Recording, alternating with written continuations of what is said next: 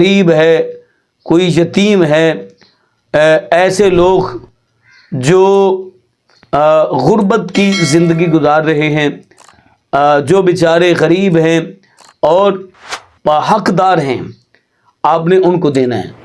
دوسرے نمبر پر آپ کے محلے میں، آپ کے ہمسایوں میں سے کوئی ایسے مستحقین ہیں جو بیچارے غریب ہیں، جن کے حالات پوشیدہ ہیں، آپ نے ان کو صدقہ فطر دینا ہے۔ اور پھر تیسرے نمبر پر وہ لوگ جو آپ کے جاننے والے ہیں، غریب ہیں، مستحق ہیں، حقدار ہیں، ان لوگوں کو صدقہ فطر ادا کریں۔